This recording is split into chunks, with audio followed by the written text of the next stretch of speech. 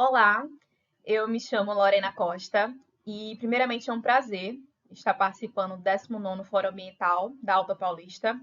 Estou aqui representando o nosso grupo de pesquisa, formado também por Bruna Teixeira e os professores Eliana Monteiro e Ilomir Soares. Somos do mestrado em Engenharia Civil da Escola Politécnica de Pernambuco, que é ligada à Universidade de Pernambuco.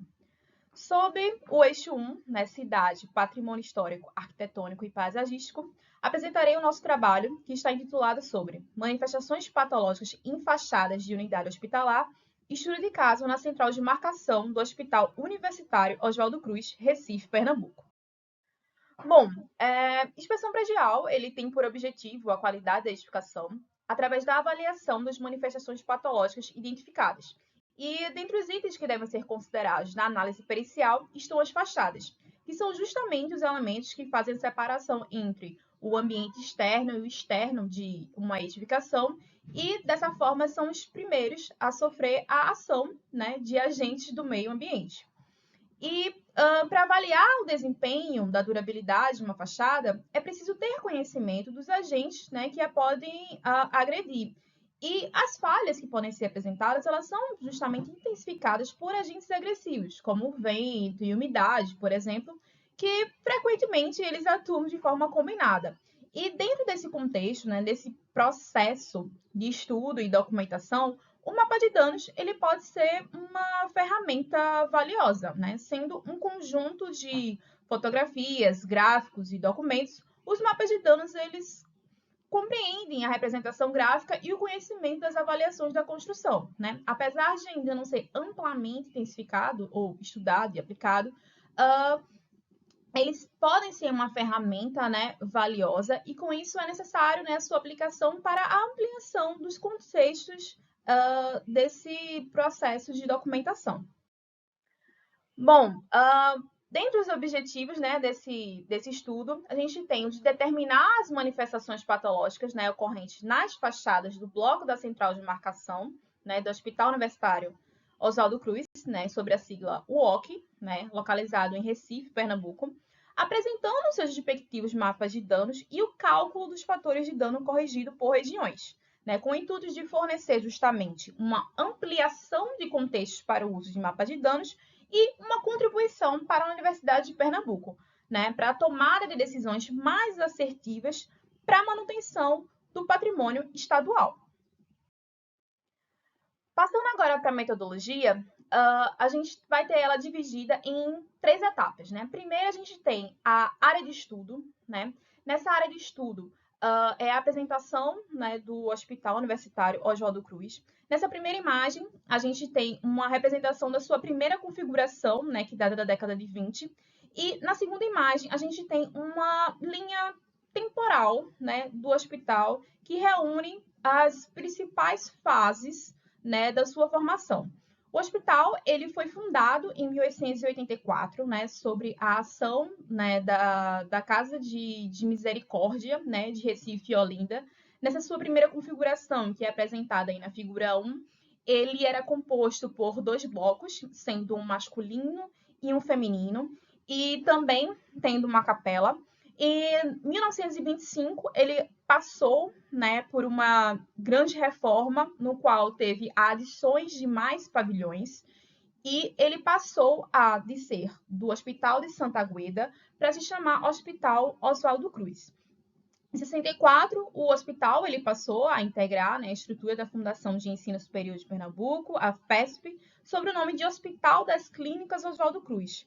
Em 91, a FESP ela passou a ser a Universidade de Pernambuco. Em 94, a unidade de saúde ela passou a ser chamada de Hospital Universitário Oswaldo Cruz. Em 2008, o OC ele foi recertificado como Hospital de Ensino e em 2012 o hospital passou a incorporar o complexo hospitalar da UPE. Esse complexo hospitalar da UPE, além do Hospital Oswaldo Cruz, ele possui ainda mais outras 2 unidades, né? Que é o PROCAP e o CISAM. Ao longo dessa história, né, do hospital e também estar ligado à Universidade de Pernambuco, ele possui uma atuação, né, mais voltada desde o seu período de formação, né, para combate, né, a doenças infectocontagiosas, além de transplantes também de fígado. Ele foi um importante hospital, né, e nas pandemias que assolou a região durante a sua época de atuação, sendo, né, a mais recente também a do Covid. Tendo cerca, né, um total de 18 mil metros quadrados de área construída, a gente pode ter aí a área, né, do hospital, que está representada, né, por essa linha pontilhada. E, como pode ser visto na imagem, o hospital, né, ele possui diversos blocos dentro da sua área e até uma área bastante, assim, ocupada. E o objeto de estudo que foi selecionado para a presente pesquisa é o que está indicado, né, por essa linha tracejada na cor azul, que é o central de marcação.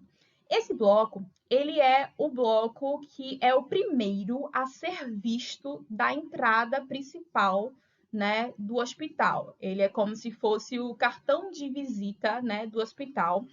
E nesse bloco ele funciona a grande central de marcação, mas ele também tem unidades, né, para cuidados paliativos e também para coleta laboratorial.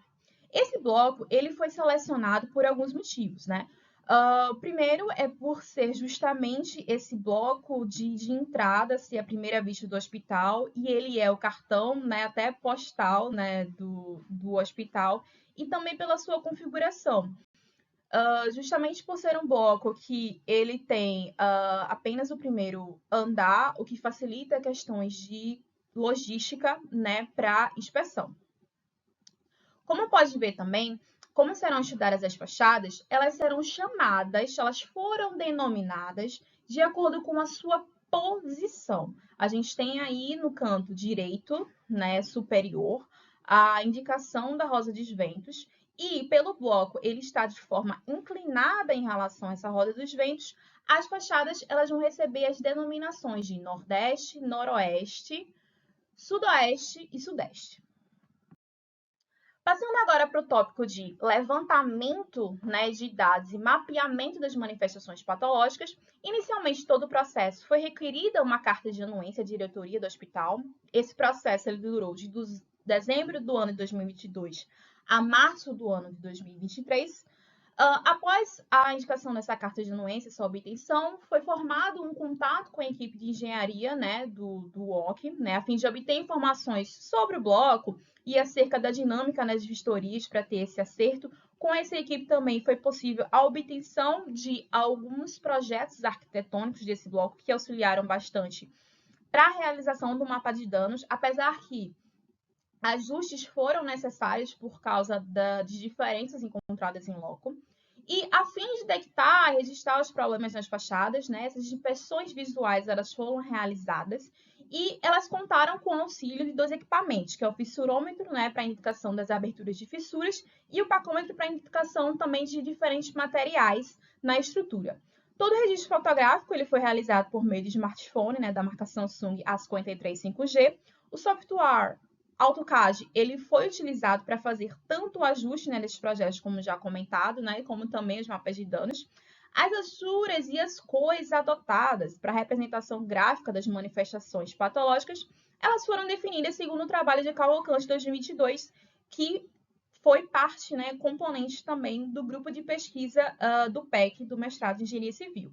A data das vistorias foram 26 de maio de 2023 e 2 de junho também do mesmo ano, 2023. Com o intuito, né, de conferir também uma análise quantitativa, né, além da análise qualitativa que estava sendo feita nas vistorias das fachadas, nós propusemos, né, a fazer o cálculo do fator de dano para a região corrigida, né, baseado no trabalho de Santos, né, que é do grupo de pesquisa também do mestrado da Universidade de Brasília. Como é que se constitui essa mensuração da degradação? Fator de dano, por si só, ele é o cálculo da área da região degradada sobre a área total da fachada. Porém, esse cálculo de fator de dano puramente por essa fórmula inicial, ela encontra algumas limitações. E por isso é proposto dividir a fachada por regiões, para se ter uma melhor análise também, já que as manifestações elas apresentam peculiaridades justamente pela diferença de conjuntura que cada parte da fachada ela apresenta. Então, as fachadas elas foram divididas em 6 regiões, né? Como está aí representada nessa figura esquemática. A gente tem sacadas, aberturas, cantos e extremidades, transição entre pavimentos, topo e paredes contínuas. E com essa separação por regiões, a gente chega no FDR, que é fator de dano por regiões, em que ele é a área degradada de cada região, em metro quadrado, sobre a área total do elemento, também em metro quadrado. Porém, essa fórmula também ela tem uma certa limitação, porque ela leva à tendência de que regiões com áreas maiores, elas vão apresentar maiores fatores de dano também. E é por isso que é aplicado, né, o CCR, que é um coeficiente de correção por região, que ele é composto de área da região de menor dimensão, em metro quadrado, sobre a área da região em análise, também em metro quadrado, porque assim se faz uma compensação entre essa diferença de tamanho das regiões. Com isso, se chega no valor na fórmula final, que é aplicada, que é o FDRC, que é o fator de dano por região corrigida, que é justamente o FDR vezes o CCR. Partindo agora para os resultados, primeiramente, né, a gente tem aqui a apresentação dos mapas de danos, né, obtidas após as inspeções e as análises. Na fachada sudoeste, que ela é a fachada principal da edificação, por possuir uma extensa dimensão, essa fachada ela tem cerca de 75 metros. Para uma melhor visualização das manifestações, ela foi dividida em 3 partes, que a linha de corte aí está representada por a linha pontilhada 1 e 2 e 3 e 4. Como pode ser visto, né, no resultado desse fator de danos, da mapa de danos, a gente tem que é uma fachada em que a maior, né, incidência, a maior manifestação observada foi justamente de morro-bolor nessa sua região mais inferior e também de sujidades, tá? Essa manifestação ela é muito atribuída a 2 grandes fontes, né, de umidade que foram identificadas nesse objeto de estudo. Uma, ela está atrelada à questão das chuvas, né, de águas pluviométricas, que quando elas batem, né, no solo, elas provocam esse retorno de gotículas para essa parte mais inferior da fachada. O outro ponto é a questão da instalação dos aparelhos de refrigeração. Foi observado que o dreno, né, que é o que faz esse destino dessas águas resultantes desses aparelhos de refrigeração, ou ele estava muito rente à fachada, ou apresentava algum tipo de vazamento entre esse dreno e a tubulação que era destinada para o recebimento dessa água residual. Então, com isso, tendo esses grandes 2 pontos de umidade, a presença de água era constante, né, nessa fachada. Aqui a gente tem reunindo as fachadas laterais, né, que é a fachada noroeste e a fachada sudeste, por serem fachadas de menores extensões, né, e por terem edificações também próximas, são fachadas que não apresentaram grande quantidade de manifestações patológicas.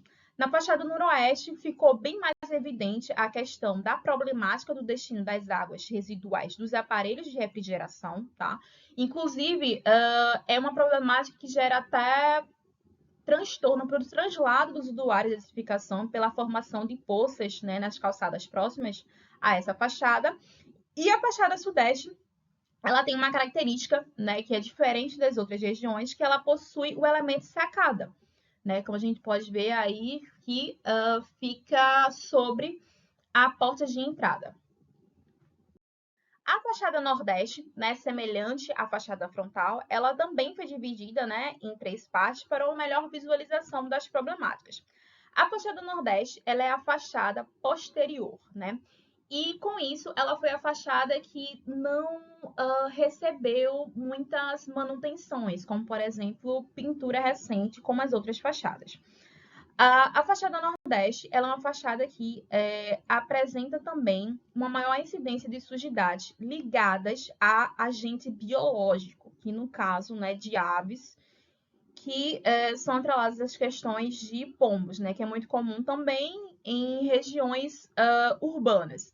Essa fachada ela apresenta uma grande incidência de mofo e bolor, de sujidade ligados principalmente a essa questão também de agentes biológicos e também uma grande presença de vegetação predatória, né? A gente entende que vegetação predatória são aquelas vegetações que estão atreladas, né, ao revestimento da fachada e já num estágio até de maior desenvolvimento.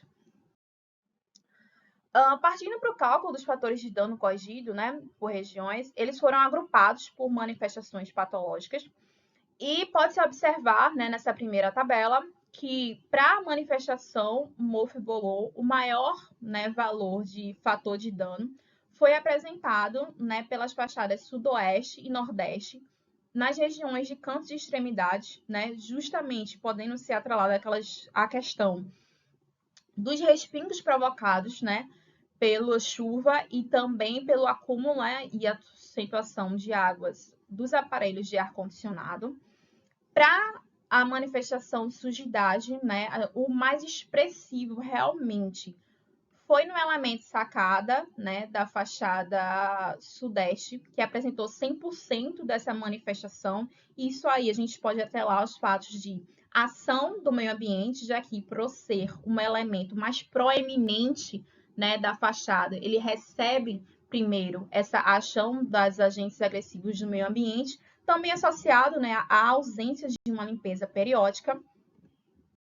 E as demais manifestações, né, que foram estudadas, que são destacamento de fissuras e desplacamento do revestimento, as 3 foram a que apresentaram uma menor expressão, né, nas fachadas, mas a gente pode destacar, né, que no destacamento de pintura, o mais expressivo foi na região de aberturas, né, da região nordeste, e fissuras e o desplacamento, né, tem no destaque mais na fachada noroeste, tendo fissuras na região de cantos e extremidades, e o desplacamento nas regiões de paredes contínuas, né? Que na paredes contínuas pode ter uma maior propensão dessa manifestação, também identificado, podendo ser atrelado ao fato de que nas intervenções que foram feitas ao longo do tempo pode não ter tido uma preparação adequada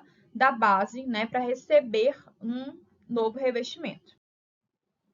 Como conclusões, né, a gente pode ter que é fundamental a realização de manutenções assertivas, né, para a conservação de um patrimônio que acaba sofrendo com a ação direta de agentes agressivos do meio ambiente, né, para que não haja uma proteção de problemáticas que interfiram na durabilidade da edificação, que a técnica de mapa de danos ele ainda não é amplamente utilizada no campo da construção civil, apesar do seu valor no auxílio na tomada de decisões para o plano, né, de manutenção, e é aí que se evidencia mais ainda a importância, né, da ampliação de contexto para a aplicação dessa técnica de mapa de danos, como no contexto hospitalar, que foi o caso, né, do presente trabalho, que no OC as manifestações patológicas elas seguem um certo padrão ao longo das fachadas, tendo destaque para mofo, bolor e sujidade, e a associação da falta de manutenção preventiva e falha na corretiva, ela permite o desenvolvimento, né, das manifestações e ação direta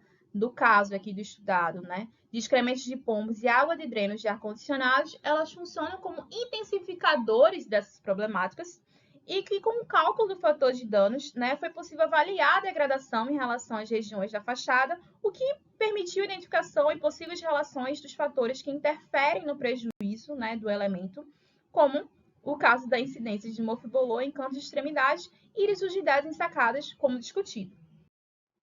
Aqui são as referências, né, que foram observadas durante a presente apresentação. Obrigada pela atenção. Fica o contato para quem quiser debater um pouco mais sobre o tema e um excelente evento a todos.